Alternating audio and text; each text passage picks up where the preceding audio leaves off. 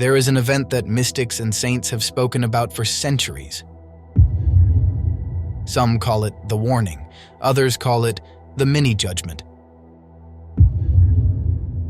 But the most precise name is the Illumination of Conscience. Imagine time stopping, right now. For just 1 minute, you see your soul exactly as God sees it. Without the stories you tell yourself. Without excuses like, "But I meant well." Without filters. Only the naked truth of every action, every word, and every silence. The things done out of love, and the things done out of selfishness, cowardice, or convenience. Many people think this will be a moment of pure terror. But what if I told you that the most important prophecy about this event wasn't given to frighten you, but to save you? Today, we open the diary of Saint Faustina to understand what truly awaits us. And above all, to understand why there is one specific phrase of Jesus, often ignored, that turns this apocalyptic scenario into God's Plan B, so that you won't be lost. If you think 2026 is just another year, watch this video until the end. It will change how you live the next few months. Often, when people talk about Saint Faustina's visions or divine mercy, the message gets twisted. It gets used to scare people. They talk about punishments, darkness, suffering. And yes, Faustina saw powerful things. She wasn't a mystical influencer. She was a Polish nun with a hidden and difficult life, chosen to remind the world of a forgotten truth. But whoever uses her writings only to frighten people misses the deepest message.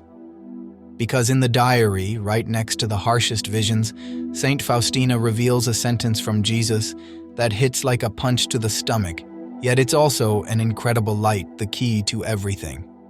"Before I come as the just judge, I first come as the King of mercy." Stop for a second on those words. Jesus does not say, "I'm coming to punish you." He says, "I am coming first as mercy." The whole diary of Faustina is built on this urgency. There is a time of grace, and this is it. But there is also a deadline. Time is not infinite. And here we reach the central point, the one that explains the illumination of conscience better than any theologian.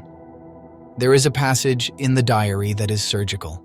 Jesus says to Faustina, "Before I come as the just judge, I am opening wide the door of my mercy.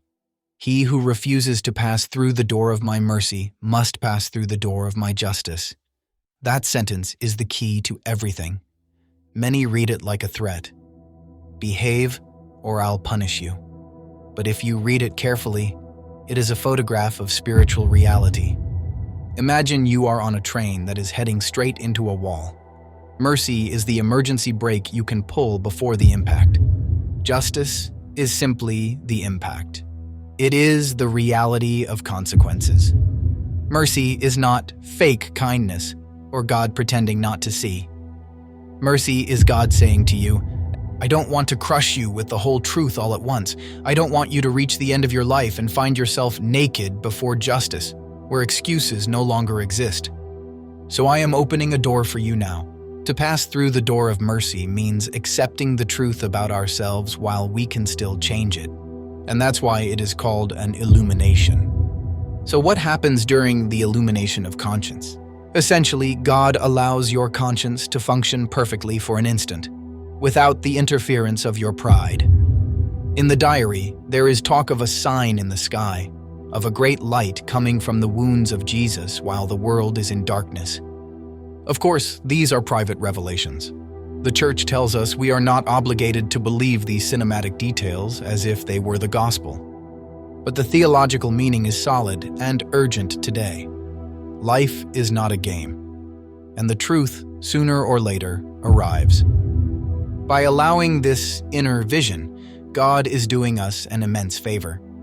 It is as if a teacher showed you the wrong answers on your exam before giving you the final grade, so you can correct them. Faustina writes clearly, "Before the day of justice, I am sending the day of mercy." So the center is not panic. The center is, don't waste the good time. And this brings us straight to today. January is the month of promises and of the big lies we tell ourselves.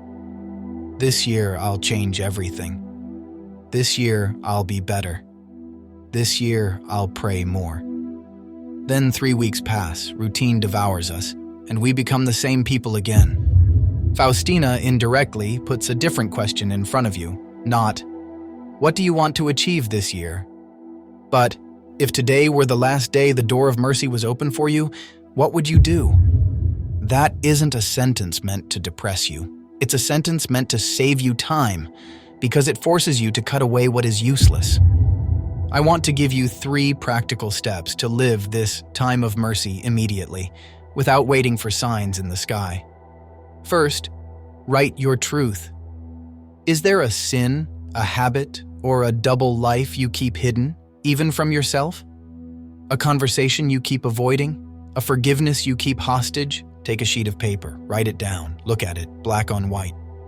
The illumination of conscience begins when we stop lying to ourselves. Second, do one concrete act. Mercy passes through actions. If you've been far away for a long time, look for a priest. Confession is not going to get scolded. It is exactly that passing through the door Jesus talks about.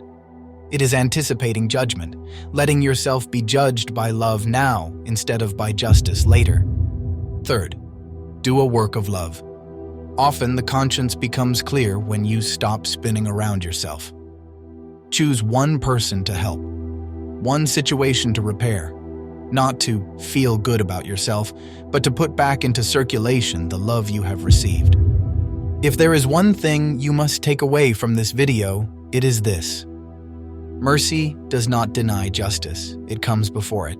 And if it comes before it, that means today is the most precious time we have. There is no need to panic while waiting for catastrophes. There is a need to enter the truth while the door is still open. I would like us to close with a small spiritual gesture together. You don't need to write personal things down here. Instead, I ask you to write in the comments a simple invocation to the Lord, asking for the grace to see the truth in our lives. One simple sentence is enough. Lord, enlighten my conscience. Or, Jesus, I trust in your mercy. Let's make the comments under this video become a shared prayer. And if this content helped you look at the future not with fear, but with faith, subscribe to the channel. God bless all of us.